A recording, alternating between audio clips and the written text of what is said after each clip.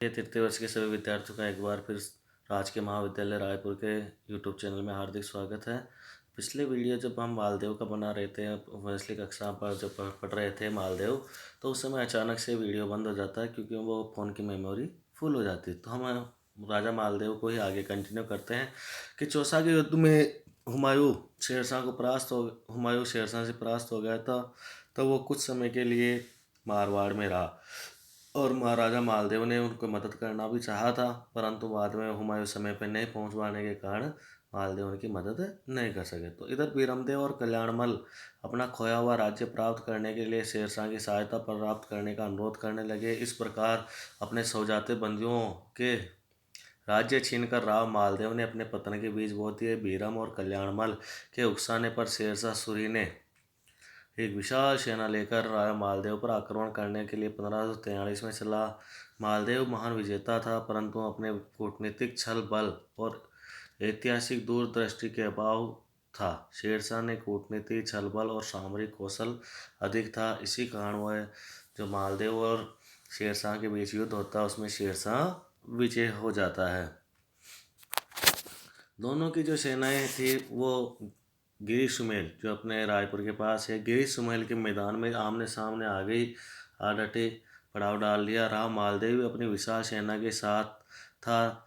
राजपूतों के शौर्य की गाथाओं से और अपने सम्मुख मालदेव का विशाल सैन्य समूह देखकर शेरशाह ने भयभीत होकर लौटने का निश्चय किया। रोजाना दोनों सेनाओं में छुटपुट लड़ाई होती थी, जिससे शत्रुओं का नुकसान अधिक होता। इसी समय शेरशाह ने छल कपट से नकली जाली पत्र मालदेव के शिविर में डलवा दिए गए।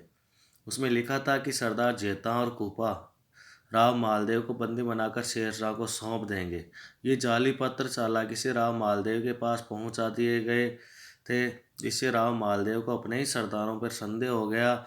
यद्यपि शेरशाह ने हर तरह से अपने स्वामी की शंका का समाधान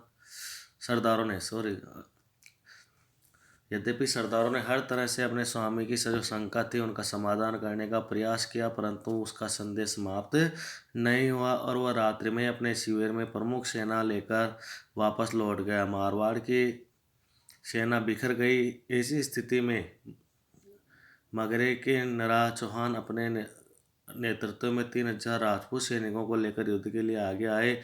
अपने स्वामी भक्ति पर लगे कलंक को मिटाने के लिए जेता और कोपा आदि सरदारों ने पीछे हटने से इनकार कर दिया और रात्रि में अपने 8000 सवारों के साथ समर के लिए प्रयाण किया। सुबह जल्दी ही शेरशाह की सेना पर अचानक धावा बोल दिया।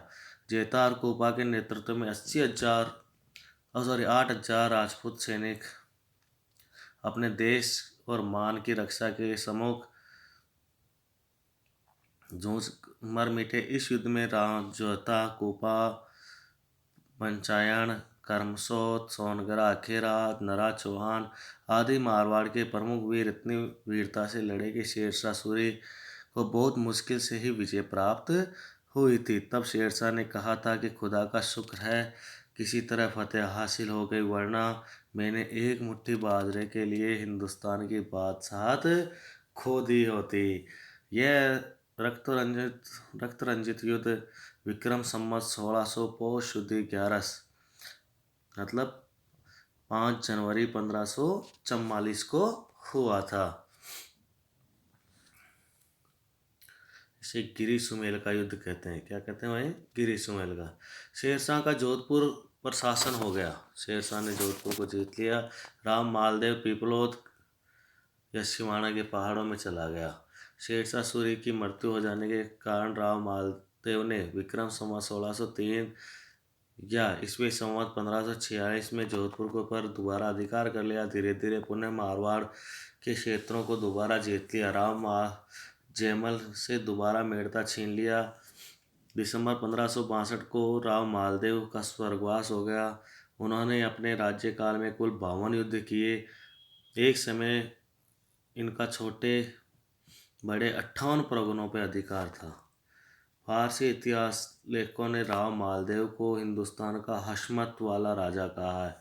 तबाकत अकबरी का लेखक निजामुद्दीन लिखता है कि मालदेव जो जोधपुर व नागौर का मालिक था, हिंदुस्तान के राजाओं में फौज व हशमत मतलब ठाठ बाट में सबसे बढ़कर था। उनके झंडे के नीचे 50,000 राजपूत थे। तो इस प्रकार राजा मालदेव जोधपुर के ही नहीं बल्कि पूरे राजस्थान के एक महत्वपूर्ण शासक थे, जिनके अधीन जो मारवाड़ राज्य है उनका विस्तार हुआ और लगभग 58 परगनों पे उन्होंने अपना शासन स्थापित किया। तो इसी के साथ आज के हमारे अध्ययन का विषय समाप्त होता है।